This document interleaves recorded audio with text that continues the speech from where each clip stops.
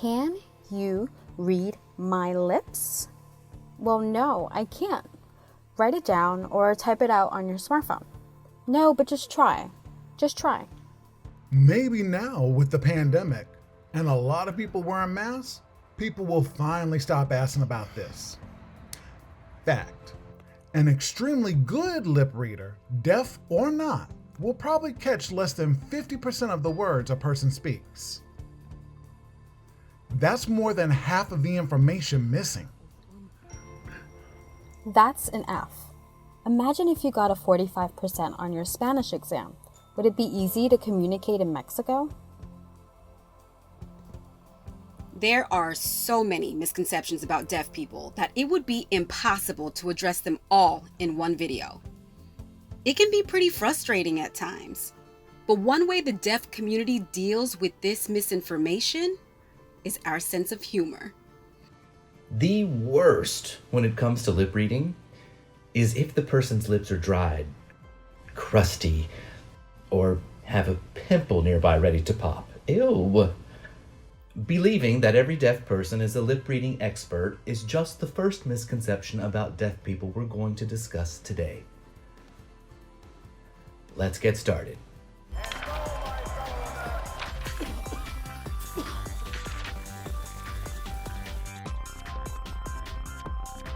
All deaf people use wheelchairs. I can walk just fine. But when I'm at the airport, I've had people bring out a wheelchair to help me. I guess it's meant as a nice gesture? I honestly don't understand it. Though I will admit, it can be kind of useful if you're suffering from a hangover. Not that I would know. Hearing people sometimes act like if one thing is wrong with you, then everything is wrong with you. We can get into the really problematic idea that it's wrong to be deaf later. But for now, let's make it clear.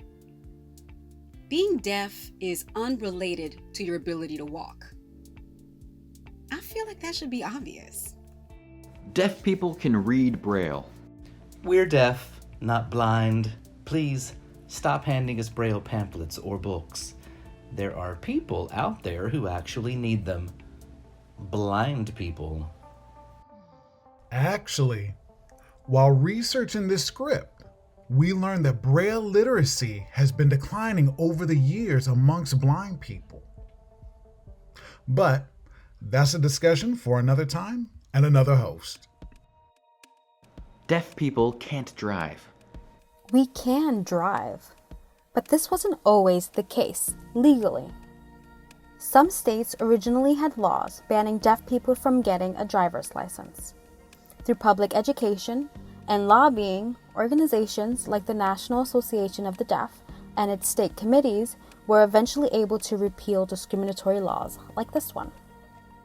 In 2006, a federal court ruled that UPS could no longer deny jobs driving their smaller trucks to deaf people. In fact, did you know there are deaf racers out there? Ashley Fialek is a deaf American former professional motocross racer. She's currently a stunt actor. That's right, a deaf woman who's a racer. Woo! And she's not just getting around town and struggling to parallel park like me. She's an AMA/WMX national motocross champion and won 2 X Games gold medals. Not too bad. Speaking louder helps deaf people understand. That brings us to misconception number 4. Is it 4 or 400? There's so many. Anyway, speaking louder at us or making exaggerated mouth movements doesn't make any difference. 0. Nothing. And you just look weird exaggerating your mouth and yelling at deaf people. No offense, just write it down. Or better yet, learn sign language. Sign language is universal. Misconception 500. Sign language is universal? Really? The responses and gawks I get from hearing people when they learn it's not universal. The language I use is called ASL for a reason. AMERICAN, American Sign Language. Right. There's Japanese Sign Language, German Sign Language, Mexican Sign Language. Right. French Sign Language, Italian Sign Language. Okay, I think they get it. But why isn't it easier to just have one universal sign language? Wouldn't it be easier to have one universal spoken language? Same thing here. Spoken languages developed in different times and places, and they use different words. Same thing with different signed languages. There's even slang sign language, which can vary according to the type of education someone received, the community they're a part of, and their age. And American Sign Language isn't just an adapted version of English. It's a distinct language with its own structure and grammar. Call that a bonus misconception. All deaf people can speak. False, and that goes the same for signing. Not all deaf people sign, and that's okay. Think about it like this. You can be part of the LGBTQ plus community, but that doesn't mean only one thing. Spoiler alert, I'm really gay. Just because I have no interest in bisexuality doesn't mean I can't be in a community with people who are bi. In the deaf community, there's variety too. There are deaf, hard of hearing, and late deafened people, just to name a few. A late deafened person is someone who grew up hearing, then lost some or all of their hearing as an adult. Thank you. No problem. Some deaf people can speak, some can't. Some can speak but would prefer not to and would rather use sign language instead. Most deaf people have a preference, and in my experience, the consensus of the deaf community in the United States is that deaf people use sign language as their primary mode of communication. That's important to know. But again, different people can be different.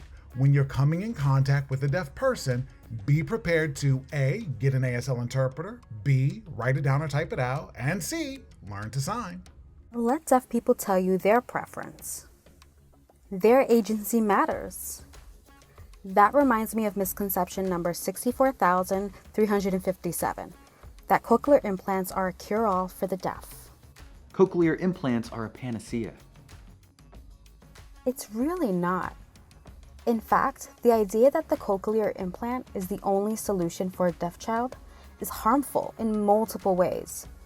Deaf children should have all the resources available to them to maximize their potential. And that includes sign language. Think about it this way.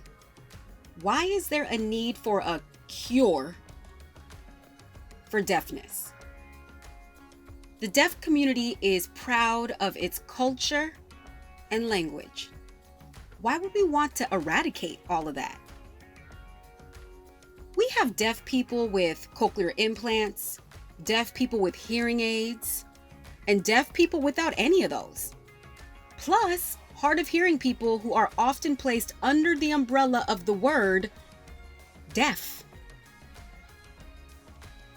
Sign language can be a way to unify those different groups of people. And learning sign language can actually help speed up speech development and the acquisition of written language for children, among other benefits. If I had a deaf child, I'd make sure they learned ASL and English. Throw Mexican Sign Language and Spanish in there too. Why the hell not? There's no one-size-fits-all pants, right? So why should we think one approach will be right for every deaf person? Some people are not candidates for cochlear implants at all. And those who do use them won't all have the same results. It's often a complicated question for families to consider. But luckily, we don't have to believe in the myths of the past. Like the false idea that ASL will get in the way of English language learning. Misconception number, where are we now? Let's just say 200,000. Deaf people can only do manual labor. Denying someone access to an employment opportunity just because of their deafness is actually discrimination. And that's for a good reason. There are so many successful culturally deaf people out there. We have deaf CEOs like Chris Sukup, deaf lawyers, a deaf White House receptionist, Leah Katz Hernandez.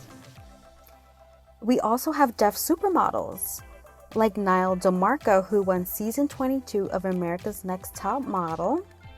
And we even have deaf superheroes like Lauren Ridloff, who's in Marvel's upcoming movie, The Eternals. Go ahead and check that out. And by the way, this is not an ad. There are deaf doctors, deaf directors, and the list goes on. We're out here. We exist.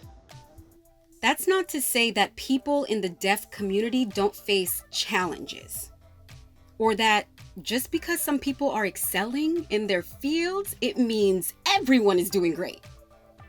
Deaf people, on average, attain less education than hearing people. And it's a problem that needs to be fixed. But it's important to realize that being deaf doesn't mean you can't be successful in all types of ways. Deaf people prefer being called hearing impaired. Last but not least, deaf people aren't hearing impaired. Please stop using this phrase. It might seem like a small thing, but the words we choose can affect our perceptions. We're not broken and in need of being repaired. Many deaf people consider hearing impaired an offensive slur for that very reason. We're not trying to be hearing. We just want to be ourselves, which is just that, deaf. I may speak and have hearing aids, but that does not make me any less of a deaf person. I prefer to use ASL because that's the best way to express myself. Speaking English is boring to me, to be honest. I don't speak, and I don't have anything in my ears. I'm just deaf. I could write back and forth with you, but I prefer to sign. It's just easier, it's more visual, and for me it's better. And it's our language. The deaf community is so diverse. There are deaf people born to hearing parents, deaf people born to deaf parents, mainstream deaf people, deaf-schooled, born deaf, late deafened, orally deaf, hard of hearing, or deaf-blind, deaf and disabled. So there are deaf people who are also trans, gay, straight, cis, and there are deaf people of all ethnicities and socioeconomic backgrounds. Hearing people, we love you. But these misconceptions have got to go. It's 2021. Come on. Get with the program. Right? I'm proud to be deaf. Me too. I'm proud to be deaf.